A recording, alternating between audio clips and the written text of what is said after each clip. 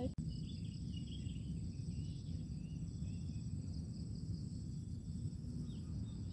kalau sama Assalamualaikum warahmatullahi wabarakatuh. Perkenalkan, nama saya Azam Arya Gumuladarkon, nomor absen 06 kelas 8G. Saya akan menyampaikan pendapat tentang lahirnya kebangkitan nasional, adanya Stovia, dan kehidupan Budi Utomo. Halo semuanya, hari ini saya ingin membahas tentang sejarah lahirnya kebangkitan nasional dan adanya Stovia serta kehidupan Budi Utomo. Sebagai seorang yang telah mempelajari sejarah Indonesia selama lebih dari 10 tahun, saya merasa penting untuk membagikan pengetahuan ini kepada kalian semua. Kebangkitan nasional adalah gerakan sosial dan politik yang dimulai pada akhir abad ke-19 dan awal abad ke-20. Gerakan ini bertujuan untuk memperjuangkan kemerdekaan Indonesia dari penjajahan Belanda. Gerakan kebangkitan nasional dipicu oleh beberapa faktor. Salah satunya adalah meningkatnya kesadaran akan identitas nasional. Sebelumnya, masyarakat Indonesia lebih mengenal diri mereka sebagai warga dari kerajaan atau suku masing-masing. Namun, dengan semakin banyaknya orang Indonesia yang mendapatkan pendidikan barat, mereka mulai menyadari pentingnya memiliki identitas nasional yang kuat. Selain itu, penjajahan Belanda juga menjadi pemicu utama lahirnya gerakan kebangkitan nasional. Penjajahan yang berlangsung selama ratusan tahun membuat rakyat Indonesia merasakan ketidakadilan dan eksploitasi yang dilakukan oleh Belanda. Gerakan kebangkitan nasional terus berkembang dan mencapai puncaknya pada tahun 1945 saat Soekarno dan Hatta memproklamasikan kemerdekaan Indonesia. Namun, perjuangan untuk mempertahankan kemerdekaan baru saja dimulai pada tahun 1901.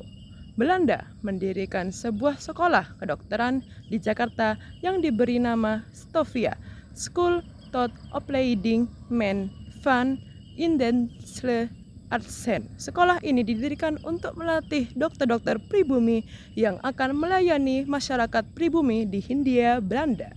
Namun, Stovia tidak hanya melatih dokter-dokter pribumi. Sekolah ini juga menjadi tempat berkumpulnya para pemuda Indonesia yang memiliki semangat nasionalisme yang tinggi. Mereka belajar bersama dan saling bertukar pikiran tentang bagaimana cara memperjuangkan kemerdekaan Indonesia. Para alumni Stovia seperti Bapak Soekarno, Bapak Muhammad Hatta, dan Sultan Syahrir menjadi tokoh-tokoh penting dalam perjuangan kemerdekaan Indonesia. Mereka memimpin gerakan-gerakan nasionalis dan membawa Indonesia merdeka dari penjajahan Belanda. Jadi, dapat kita simpulkan bahwa Stovia adalah salah satu faktor penting dalam lahirnya kebangkitan nasional. Sekolah ini tidak hanya melatih dokter-dokter pribumi, tetapi juga menjadi tempat berkumpulnya para pemuda Indonesia yang memiliki semangat nasionalisme yang tinggi. Para alumni Stovia menjadi tokoh-tokoh penting dalam perjuangan kemerdekaan Indonesia. Sekarang, sebagai generasi muda Indonesia, kita harus tetap menjaga semangat perjuangan para pahlawan kita dalam memperjuangkan kemerdekaan Indonesia. Kita terus belajar dan menghargai sejarah kita agar dapat menjadi generasi yang lebih baik dan bangga akan identitas nasional kita. Sekarang ke Budi Utomo. Namun, pada tahun 1908 terbentuklah organisasi Budi Utomo yang bertujuan untuk memajukan bangsa Indonesia melalui pendidikan dan ekonomi organisasi. Ini kemudian menjadi pelopor dalam gerakan kebangkitan nasional. Kehidupan Budi Utomo juga patut kita contohi. Dia adalah seorang tokoh nasional yang gigih memperjuangkan kemerdekaan Indonesia. Dia juga aktif dalam berbagai organisasi seperti Sarekat Islam dan Partai Nasional Indonesia.